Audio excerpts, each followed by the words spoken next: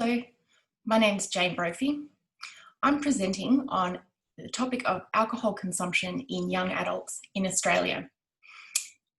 I'd like to outline some of the challenges, but also opportunities. For background and context, we know that alcohol consumption accounts for 3 million deaths per year globally, and it represents 5.1% of the global disease burden and is the leading risk factor for mortality and disability amongst 15 to 49-year-olds, according to the World Health Organization. We know that in Australia, alcohol is one of the leading causes of preventable deaths, although as the National Health and Medical Research Council has recently revealed, since 2010, there's been a general decrease in consumption, particularly amongst 18 to 24-year-olds.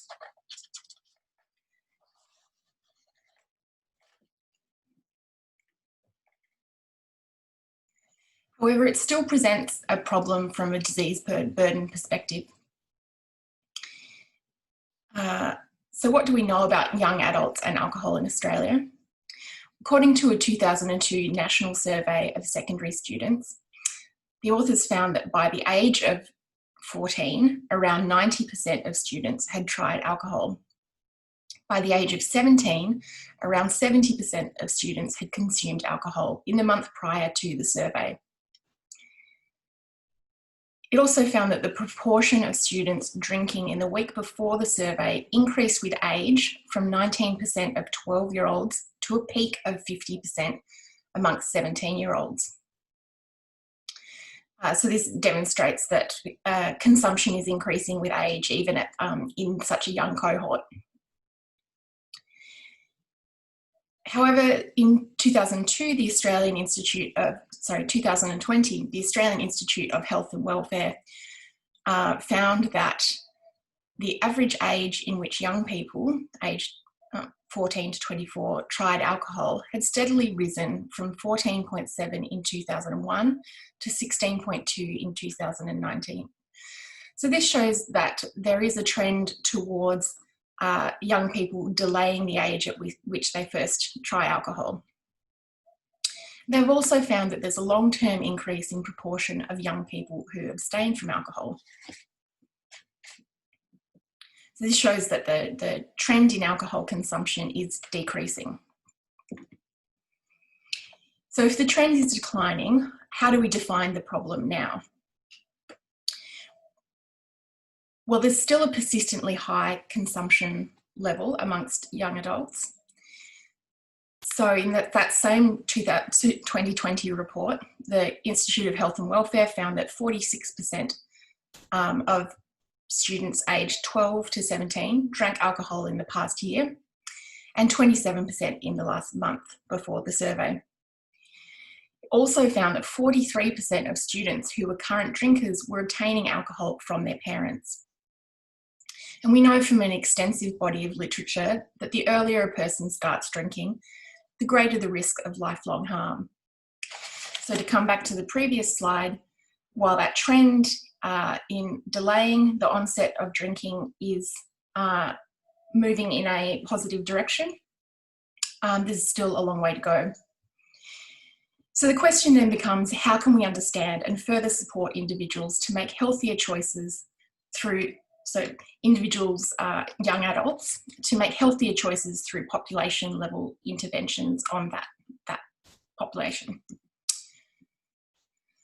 So what have been some of the observed influences on this trend towards a decrease in consumption? So there's been some prominent media campaigns targeting the young adult population. So for example, there was a study done on the 2009 Australian National Binge Drinking Campaign targeting young people attending music festivals. And so researchers attended and obtained qualitative data to suggest that the campaign was having a positive impact. There's also been research done into some of the social mechanisms that may influence drinking behaviour in young people. And so questions around whether there's generational changes in maturity, patterns of socialising, and the social significance of alcohol. I think, and this seems to be a very interesting area for further exploration. Another influence has also been changes to government guidelines around recommended safe levels of drinking, so changing the thinking around what constitutes safe drinking. And also from what we know about parental influence, both in modelling behaviour, but also that previous statistic about parents still providing alcohol to their children. There's been media campaigns targeting parents, and also updated government parental guidelines around providing alcohol to children.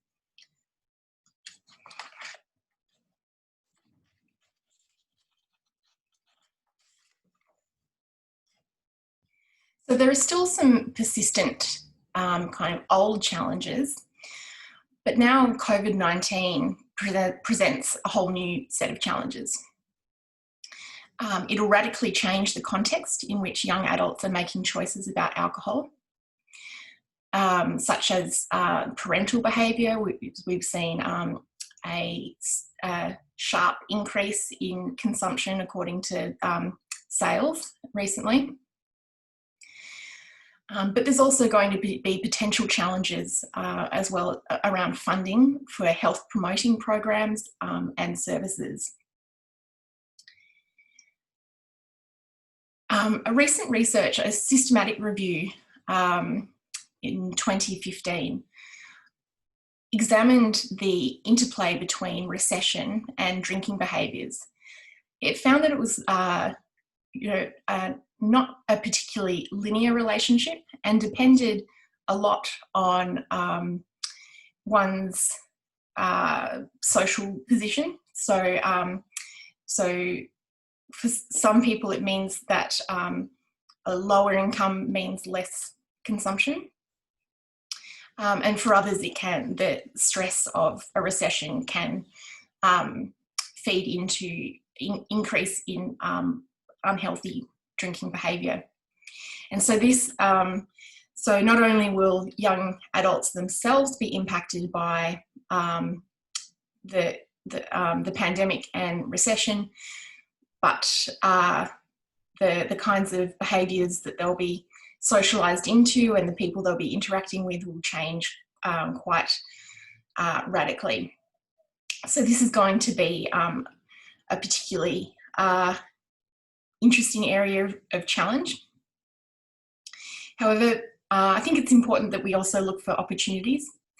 So the Australian Government and the Victorian Department of Health and Human Services, which is where I'm presenting from, Victoria, they seem to be placing a very high level of emphasis on mental health and substance abuse. So this may present an opportunity to capitalise on and strengthen what we know about the kinds of influences that have been supporting the downward trend in consumption. But I think this really highlights the need to work with young adults to understand their needs and how they may be changing in our current context. So with a lot of the existing research that we have, we don't necessarily need to reinvent the wheel, but trying to adapt it and make it fit for purpose in such unprecedented times will present both challenges and opportunities. I'll leave you with some references there. Thanks very much for your time.